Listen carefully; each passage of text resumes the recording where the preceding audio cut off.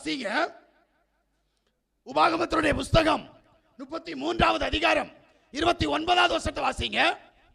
இஸ்ரவேலே, நீ பாக்கியவான். ஆமென். யாவால் ரட்சிக்கப்பட்ட ஜனமே, உனக்கு ஒப்பானவன் யார்? ஆமென். உனக்கு சகாயம் செய்யும் கேடகமும் உனக்கு மகிமை பொருந்திய பட்டயமும் அவரே. ஆமென். உன் சத்துருக்கள் உனக்கு இச்சகம் பேசி அடங்குவார்கள். ஆமென். அவர்கள் மேடுகளை மிதிப்பாய் என்று சொன்னான். இஸ்ரவேலே, உனக்கு கொடுக்கப்பட்ட ஸ்லாக்கியம் இதுதான். உன் சத்துருக்களுடைய வாசலை நீ சுதந்தரித்துக் கொள்வ. நீ பாக்கியவான் தெரியுமா? ஒரு பாக்கியவானா இருந்தா அவனுக்கு கொடுக்கப்பட்ட ஸ்லாக்கியம் என்ன அப்படின்னா, அவனுடைய எதிரியை அவன் ஜெயிப்பான். இதுதான் பெரிய ஆசீர்வாதங்க. பொன் பணம் சொத்து சுகம் எதுவும் தேவையில்லை. எதிரிய ஜெயிக்கணும். முடியுமா? அல்லேலூயா. ஏன் எதிரி யாருன்னு எனக்கு தெரியணும். என் எதிரியை முதல்ல நான் ஜெயிக்கணும். இன்னைக்கு அநேகர் சத்துருவை ஜெயிக்கவே இல்லை. கேட்டா நான் யாசுவா மேசியாவுடைய பிள்ளை, நான் இயேசு கிறிஸ்துவுடைய பிள்ளை, நான் ஜீசஸுடைய பிள்ளை, என்னெல்லாமோ புலம்புறோம்ல. உன் எதிரியை நீ ஜெயிச்சியா? வேதம் சொல்லுது, சத்துருக்கள் மத்தியில உனக்கு ஒரு பந்தியை ஆயத்தப்படுத்துவேன். எங்க ஆயத்தப்படுத்தினாரு? விரோதத்தை தான் உண்டு பண்ணிட்டு இருக்கிறாரு, போராட்டத்தை தான் உண்டு பண்ணிட்டு இருக்கிறாரு, பிரச்சனை மேல பிரச்சனை தான் வந்துகிட்டு இருக்குது. யாருக்கு பிரச்சனை இல்லை? உண்மையாய் என் தேவனை ஆராதிக்கிறவனுக்கு பிரச்சனைகள் ஒளிந்து போகும், போராட்டங்கள் நிர்மூலமாகும். தேவன் பெரிய காரியங்களை செய்வார். அல்லேலூயா. அவரால் கூடாத காரியம் ஒன்றும் இல்லைங்க. அவர் அதான் சொல்றார். நீ இஸ்ரவேல், அந்த வசனத்தை மறுபடியும் வாசிங்க. இஸ்ரவேலே, நீ பாக்கியவான். இஸ்ரவேலே, நீ பாக்கியவான். யாவால் ரட்சிக்கப்பட்ட ஜனமோ, யாவால் ரட்சிக்கப்பட்ட ஜனமோ, உனக்கு ஒப்பானவன் யார்? உனக்கு ஒப்பானவன் ஒருத்தன் இல்ல. உனக்கு சகாயம் செய்யும் கேடகமும் உனக்கு சகாயம் செய்யும் கேடகமும் உனக்கு மகிமை பொருந்திய பட்டயமும் அவரே. உனக்கு மகிமை பொருந்திய பட்டயமும் அவரே. உன் சத்துருக்கள் உனக்கு இச்சகம் பேசி அடங்குவார்கள். நல்ல கேளு. உன் சத்ரு உனக்கு இச்சகம் பேசி அடங்கி போவான். அவர்கள் மேடுகளை மிதிப்பாய். எப்படி நம்ம சத்ருவை ஜெயிச்சிருக்கிறோமா?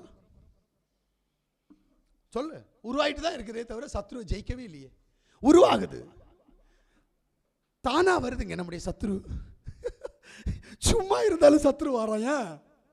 நம்மகிட்ட சண்டைக்கு வரான், நம்மகிட்ட பிரச்சனைக்கு வரான், நம்மகிட்ட போட்டிக்கு வரான், நம்மகிட்ட பொறாமைக்கு வரான். என்ன காரணம்? நீ உன்னுடைய பரிசுத்தத்தில் பங்கம் ஏற்பட்டு கொண்டிருக்கிற. இதான் சிக்கல். உன்னுடைய விசுவாசத்துல பங்கம். அதனால தேவன் என்ன செய்யறா தெரியுமா? சத்ரு உனக்கு முன்னாடி வச்சிருக்கிறார். ஆனா உனக்கு இன்னும் உணர்ச்சி வரல. என்ன பண்றது? உணர்ச்சி வந்தா நீ தேவனை தேடி இருப்ப, சத்ரு அழிஞ்சு போயிருக்கும். நீ உண்மையான ஒரு இஸ்ரவேலனாக மாறும்போது உன்னுடைய சத்துருக்களுடைய வாசலை நீ மிதிப்ப. அல்லேலூயா. ஆனா இன்னைக்கு என்ன செய்யாதுக்கு? அவன் மனம் திரும்புவதற்காக அவனுக்கு வந்த பிரச்சனை. அல்லேலூயா. நமக்கு ஏன் பிரச்சனை வருது? நாம மனம் திரும்புவதற்காக நமக்கு பிரச்சனை வருது என்பதை நாம் உணரணும். அல்லேலூயா. நம் மனம் திரும்புவதற்காக பிரச்சனை வருதுன்றதை நாம உணர்றதே இல்லை. அல்லேலூயா. வாசிங்க சங்கீதத்தினுடைய புஸ்தகத்துல 1வது அதிகாரம் 2வது வசனத்தை. யாவுடைய வேதத்தில் பிரியமாயிருந்து, யாவுடைய வேதத்தில் பிரியமாயிருந்து இரவும் பகலும் அவருடைய வேதத்தில் தியானமாயிருக்கிற மனுஷன் பாக்கியவான். புரிஞ்சிடுங்க. இரவும் பகலும் வேதத்தில் தியானமாயிருக்கணும். இருக்கிறியா? வேதத்தில் தியானமாக இருக்கிற மனுஷன் பாக்கியவான். நீ வேதத்துக்கு முக்கியத்துவம் கொடுத்தேனா அங்கேயே இரு, இன்னொன்னு தேடாத. நம்ம என்ன பண்றோம்? இதுவும் வேணும் அதுவும் வேணும். இங்கேயும் ஆமா அங்கேயும் ஆமா. யார் உன்னை காப்பாத்துவா? தேவன் உன்னை அதற்காக அழைக்கல. தேவன் உன்னை விரும்பி அழைத்ததனுடைய நோக்கம் அவருடைய வேலையை நீ செய்ய. எதற்காக அழைக்கப்பட்டாயோ, எதற்காக பிடிக்கப்பட்டாயோ அதை நீ இன்னும் தொடரணும். அதை விட்ட உனக்கு சோதனை அனுப்பிடுவார். அல்லேலூயா. உனக்கு சோதனை அனுப்பிடுவார். சோதனை வந்தா என்ன நடக்கும்? எதிராளி கூடிட்டு இருப்பான், பிரச்சனை பெருசா இருக்கும், நிம்மதி கிடைக்காது, சந்தோஷம் இருக்காது, சமாதானம் இருக்காது, வியாதி வரும், வேதனை வரும். வியாதிக்கு மருந்து இல்ல. அல்லேலூயா. நான் சொல்றத சரியா புரிஞ்சுக்கோ. பிசாசு வந்தா பிசாசு போகாது, வியாதி வந்தா வியாதி மாறாது. ஏன்? அதுக்கு மருந்தே இருக்காது. நீ என்ன மருந்து சாப்பிட்டாலும் சரி, மருந்து இருக்காது. ஏன்? தேவன் உனக்கு என்ன செஞ்சிருக்கிறார்? சத்துருவாக வியாதியை அனுப்பியிருக்கிறார். அல்லேலூயா. நீ எத்தனை வருஷம் மருந்து சாப்பிட்டாலும் உன் வியாதி தீர மாட்டேங்குது. எத்தனை வருஷம் ஜெபம் பண்ணாலும் உன்கிட்ட இருக்கிற பிசாசு போக மாட்டேங்குது. இவங்களுக்கு, கிறிஸ்தவர்களுக்கு தெரிஞ்சது இயேசு கிறிஸ்து மரித்தார், அவர் உயிர்த்தார், அவர் பரலோகம் போனார். ஆனா என்னுடைய வேதம் அதை சொல்லவே இல்லை. அவர் மரித்தார், உயிர்த்தவர் யார்? என் தேவன் எனக்கு வேதத்தை கற்றுக் கொடுத்தார். உங்களுக்கெல்லாம் இப்படிதான் சொல்லி தருவாங்க. இயேசு பிறந்தார், இயேசு வளர்ந்தார், இயேசு அடிக்கப்பட்டார், இயேசு கொலை செய்யப்பட்டார், இயேசு மூன்றாம் உயிர்த்தார். உயிர்த்தது யார்? யார்? இந்த கேள்விக்கான பதில் எங்க? அப்ப போக்காடு திரும்பி வந்துச்சா? அது திரும்பி வந்துச்சுன்னா உன் பிரச்சனை முடியாது, உன் பிரச்சனை உன்னை தொடரும். என் யாசுவா திரும்பி வரவில்லை. போக்காடான சரீரம் போய்விட்டது. அல்லேலூயா. போக்காடான சரீரம் போய்விட்டது. ஆனால் வியாபாரி பாடி மகிமையின் சரீரம் ஒன்று வந்தது. ஆனபடினால் அவரோடு 3 வருஷ காலம் இருந்தவர்களுக்கு அடையாளம் தெரியவில்லை. அடையாளம் தெரியாத ஒரு சரீரம் அங்கே வந்தது. எம்மாவூர் சீசர்கள் யார்? அவரோடு கூட இருந்தவர்கள். மதலேனா மரியாள் யார்? அவரை அறிந்தவள். ஆனா யாருக்கும் அவரை அடையாளம் தெரியல. வேதத்தின் ஆழம் இது, எல்லாருக்கும் புரியாது. ஆமென். போக்காடு திரும்பி வரல. யாசுவா மரித்தவர் மரித்த சரீரம் உயிர்த்தோடு வரவல்ல. அல்லேலூயா, அல்லேலூயா. இதை பற்றி பேசணும்னா நான் பேச தயார். வேதத்தின் ஆழத்தில் உட்கார்ந்து பேசுவோம். மரித்த சரீரம் வரல. ஆமென். அவர் வந்திருந்தால், மரித்த சரீரம் வந்திருந்தால், பழைய ஏற்பாட்டில் எழுதப்பட்ட போக்காடு உபதேசம் தவறு. அல்லேலூயா.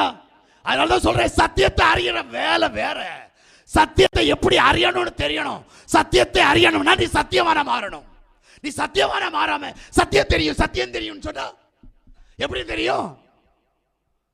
சத்தியத்தை சத்தியவானா கத்துக்கணும். சத்தியவான் எவனும் என் யாவுடைய சத்தம் கேட்பான். பைபிள் அப்படிதான் சொல்லுது.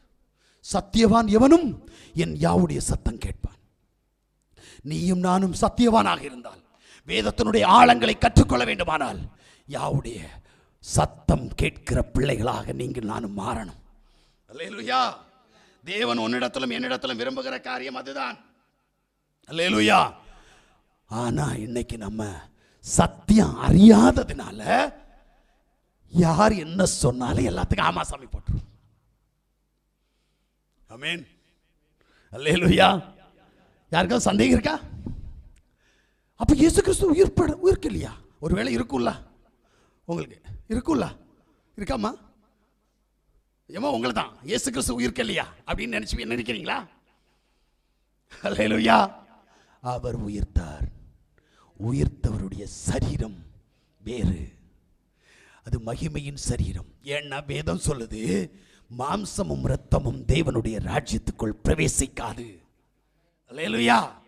மாம்சமும் இரத்தமும் தேவனுடைய ராஜ்யத்தில் பிரவேசிக்காது. இப்ப யாசுவா மாம்சத்திலையும் இரத்தத்திலையும் அடிக்கப்பட்டார். இப்ப இந்த மாம்சமும் இந்த இரத்தமும் இந்த பூமியில் கடந்து வந்தால் எப்படி எடுத்துக்கொள்ளப்பட்டிருப்பார்? அல்லேலூயா. தேவன் முன்குறிக்கப்பட்ட பிரகாரமாக அந்த சரீரத்தை மாற்றுகிறார். அல்லேலூயா. யாசுவாவோடு கூட இருந்து ஒருத்தருக்கு கூட அவர் உயிர்த்த சரீரத்தில் அடையாளம் தெரியல. ஒன்றும் இல்லை, 11 அப்போஸ்தலர்களும் மேல் வீட்டாரையில் இருக்கிறாங்க. 10 அப்போஸ்தலர்கள். இவர் உள்ள போறார். எப்படி போறார்? பூட்டின கதவு பூட்டப்பட்டு இருக்கு, இவர் உள்ளாடி போறார். அவங்க எல்லாம் பயப்படுறாங்க. ஏன்? ஒரு தெரியல. பேதுருவை தேடி கடலுக்கு போனார். ஒரு தெரியல. அல்லேலூயா. நான் உங்களை இப்ப அந்த ஐயாவை இன்னைக்கு தான் நேத்து தான் பார்த்தேன். இன்னும் 1 வருஷம் கழிச்சு பார்த்தாலும் சரி, எனக்கு இந்த ஐயாவுக்கு இடம் தெரியும், என்ன இந்த ஐயாவுக்கு இடம் தெரியும். ஆனா வெறும் 3 நாள் கழிச்சு இனம் தெரியலன்னா அப்ப யாரு? யோசிக்கணும்ல. தயவு செய்து சொல்றேன், நீங்க சத்தியத்துக்குள்ள கடந்து வந்து யாசுவா மேசியாவே மெய்யான தேவன் என்று சொல்லி விசுவாசித்து அவரை அறிக்கை செய்து, உங்களுக்கு விரோதமாக யார் என்ன சொன்னாலும் சத்தியத்திற்கு சாட்சியா நில்லுங்க. நீங்க அப்படி நிக்கிற நேரம் தேவன் உங்க பேர்ல கூட இருந்து உங்களை பாக்கியவனாக மாற்றி உங்களை அபரிதமாய் ஆசீர்வதித்து உயர்த்த வல்லமையுள்ள தேவன் உங்களோடு கூட இருப்பார். நம்ம எல்லாரும் கண்களை மூடுவோம்.